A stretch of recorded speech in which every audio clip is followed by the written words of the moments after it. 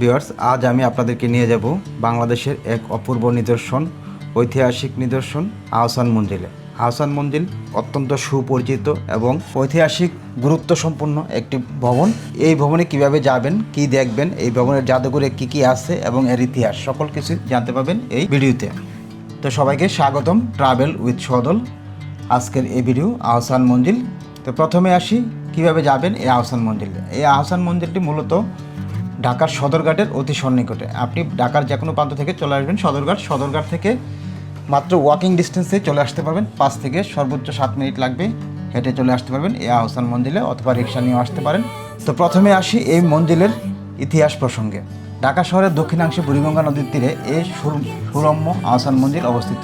এই এলাকাটি পূর্বে ইসলামপুরের কুমারটলি নামে পরিচিত ছিল। অষ্টাদশ শতাব্দীর মাঝামাঝি সময়ে জালালপুর পরগনার জমিদার শেখ এনায়েতুল্লাহ এখানে রপ্তমহল নামে এক প্রমুখ ভবন তৈরি করেন। এনায়েতুল্লাহর মৃত্যুর পর তার পুত্র শেখ মতিউল্লাহ রপ্তমহলটি ফরাসি বণিকদের নিকট বিক্রি করে দেন। ফরাসিরা এখানে তাদের বাণিজ্য কুঠি নির্মাণ করেন। তাদের সময় এর উত্তর পশ্চিম কোণায় লুস জাল্লা নামে একটি গোলাকার চৌবাচ্চা নির্মিত হয়। নবাব আব্দুল গনির পিতা খাজা অলিমুল্লাহ 1830 খ্রিস্টাব্দে ফরাসিদের নিকট থেকে কুঠিটি পুনরায় ক্রয় করে নিজের বাসভবন উপযোগী করে সংস্কার করেন। পরবর্তীতে এর আকৃতি অনেক পরিবর্তনের কারণে পুরানো সেই ভবনগুলোর নিদর্শন বর্তমানে নেই। নবাব আব্দুল গনি 1859 খ্রিস্টাব্দে প্রাসাদটি নতুন করে পুনর্নির্মাণ করে তার পুত্র খাজা আহসান উল্লাহর নামে এর নামকরণ করেন আহসান মঞ্জিল। তখন থেকে এটি আহসান মঞ্জিল নামে পরিচিত। 1888 খ্রিস্টাব্দের 7 এপ্রিল প্রবল ঘূর্ণিঝড়ে এর অন্দরমহলের কিছু অংশ ভেঙে পড়ে পুরো আহসান মঞ্জিলের ব্যাপক ক্ষতি হয়।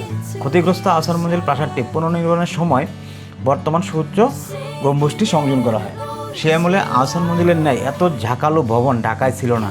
এর দ্বিতল প্রাসাদ পরিস গম্বুজটি শহরের অন্যতম উঁচু চূড়া হয় তা বহু দূর থেকে সবার দৃষ্টি আকর্ষণ করত। 19বিংশ শতাব্দীতে ঢাকায় নির্মিত ইমারতগুলোর মধ্যে আহসান মঞ্জিল একটি উল্লেখযোগ্য অনবদ্য শৈল্পিক স্থাপত্য নিদর্শন। দক্ষিণে বুড়িগঙ্গার দিকে প্রাকৃতিক দৃশ্য শোভিত প্রাসাদের মনোরম প্রাঙ্গণ বিস্তৃত। সমগ্র আহসান মঞ্জিলটি দুটি অংশে বিভক্ত। পূর্ব পাশের গম্বুজযুক্ত অংশকে বলা হয় প্রাসাদ ভবন বা রংমহল এবং পশ্চিমাংশে আবাসিক প্রকোষ্ঠী নিয়ে গঠিত ভবনকে বলা হয় জানানা বা অন্দরমহল। প্রাসাদ ভবনটি আবার দুটি সুষম অংশে বিভক্ত। মাঝখানে গোলাকার মেহমান কক্ষ এবং পশ্চিমাংশে একটি নাচঘর, হিন্দুস্তানি কক্ষ এবং কয়েকটি আবাসিক কক্ষ রয়েছে। নিচতলায় পূর্বাংশে আছে ডাইনিং হল এবং পশ্চিমাংশে দরবার গৃহ, বিলিয়ার্ড কক্ষ এবং অন্য কিছু দেখো, খাবার দেখো কি খাবে দেখো তো, জিজ্ঞাসা করতে বল কত করে।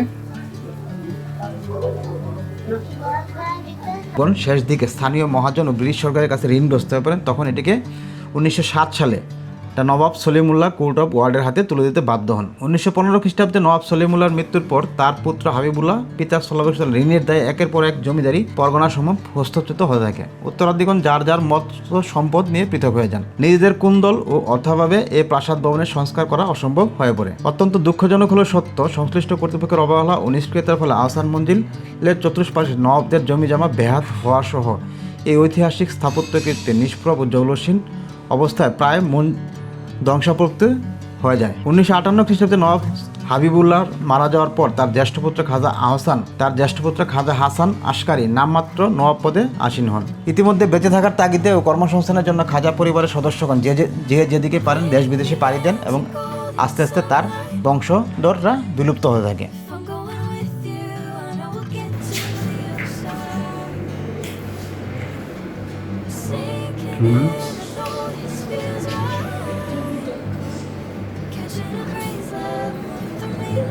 হ্যাঁ, এটা হলো আহসান মঞ্জিলের সে মূল নকশাটা বাবা।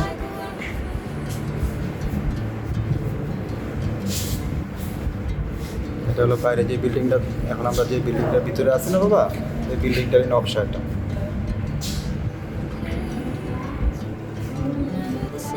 মঞ্জিলের পুরো ইতিহাসটা দেওয়া আছে বাবা।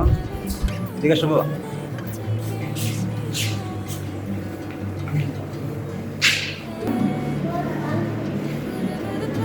দেখো ঝাড়বাতি, হ্যাঁ খুব সুন্দর ফানুস ঝাড়বাতি।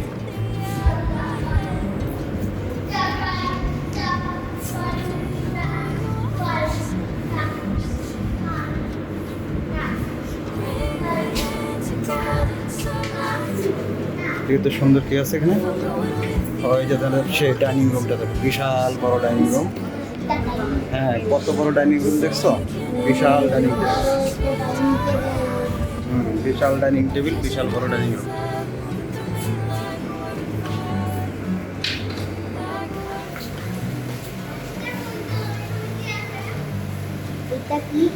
এটা হাতির মাথা মনে হয়। হ্যাঁ, হাতির মাথা, হাতির মাথার কঙ্কাল। সত্যি সত্যি হাতির মাথার একটা কঙ্কাল, বুঝছো বাবা? হ্যাঁ, সত্যি সত্যি সত্যি একটা হাতির মাথার কঙ্কাল।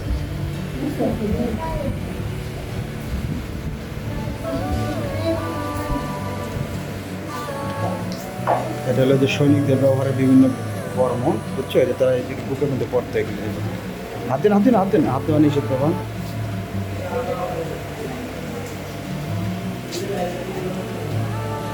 বন্ধ আছে।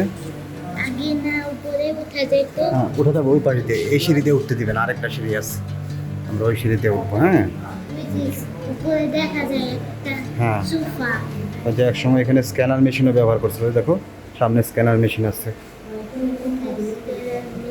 এখানে আলো কি? আছে।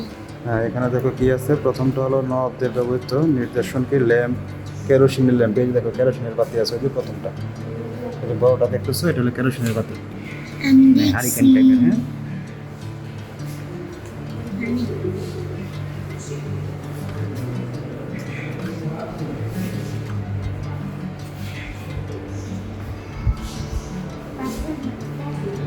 হ্যাঁ, এটা দেখো ঝিনুকের ডিজাইন করছে, ঝিনুক, ঝিনুকের মতো ডিজাইন করছে এটা। চিনো। হঠাৎ করে মুখ ঝিনুকের মতো মুখ লেগে যাবে।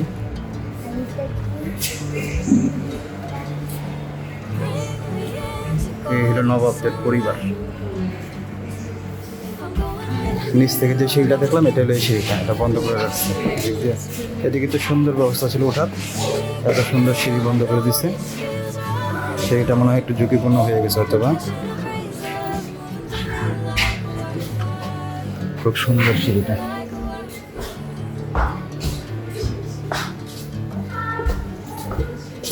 এত বছর আগেও খুব সুন্দর নান্দনিক ডিজাইন করা হয়েছে। এটা কি বানানো আছে? ভাস্কর্য, সাদা সিমেন্টের একটা ভাস্কর্য, এটা হোয়াইট সিমেন্ট।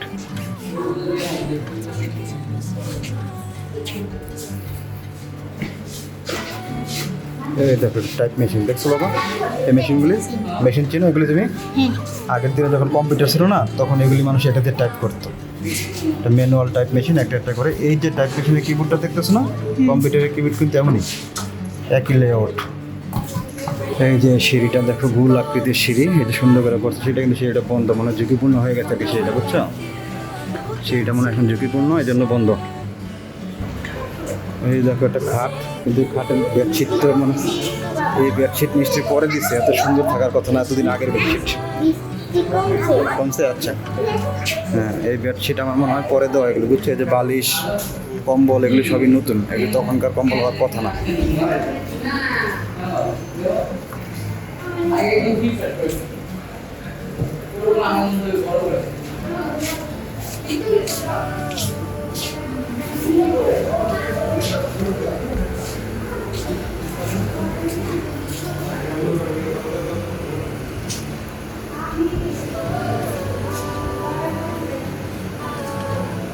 এই দেখো বৈদ্যুতিক হিটার আছে, তখনকার সময় এই হিটার, হ্যাঁ, ওয়াটার হিটার।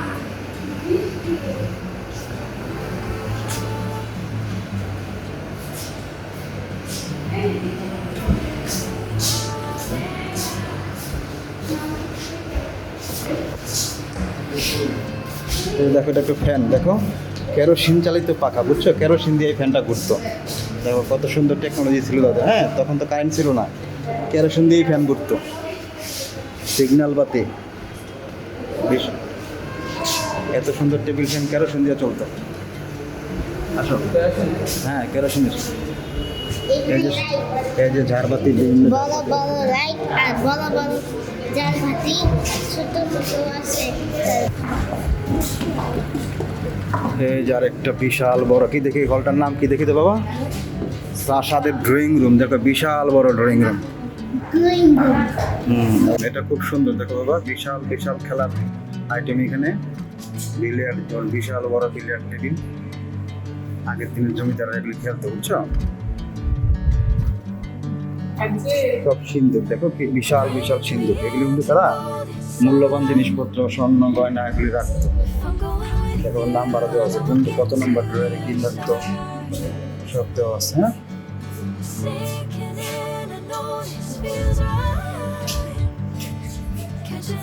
এটা আবার কাঠের। এই যে সিন্ধুকের কাহিনী, এটাও দেওয়া আছে এখানে, বাবা দেখো।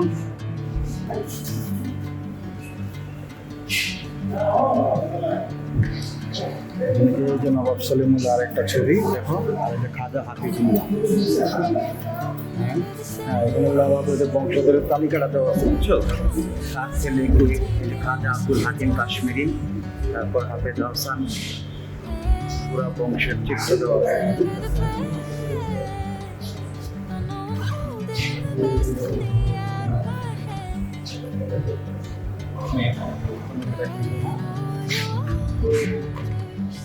দেখো মানুষজন লেখে দেয়ালটাকে কিভাবে নষ্ট করছে, দেখছো?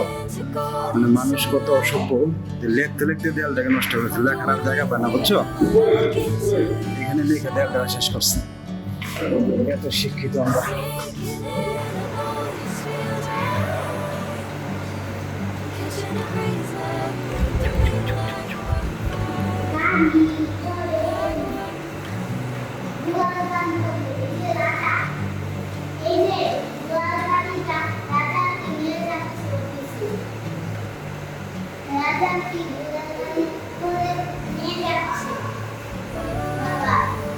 রাজাকে ঘোরাঘুরি করে নিয়ে যাচ্ছে।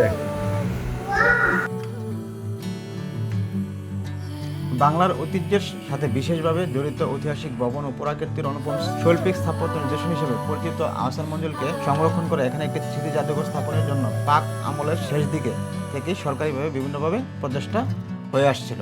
পরবর্তীতে 1974 সালে এটাকে জাদুঘরের তত্ত্বাবধানে দেওয়া হয় এবং 1977 সালে এর পুনর্নির্মাণ কাজ শুরু করা হয় এবং এটির পরিকল্পনা করা হয় 1985 খ্রিস্টাব্দের 4 নভেম্বর সামরিক আইন অনুযায়ী এই প্রাসাদ ভবন এবং তৎসঙ্গে চত্বর অধিগ্রহণ করা হয় এবং সংস্কৃতি বিষয়ক মন্ত্রণালয়ের অধীনে একটি পুরাকীর্তি ভবন হিসেবে ঘোষণা দেওয়া হয়। তখন থেকে এটি মূলত জাদুঘর হিসেবে পরিচিত।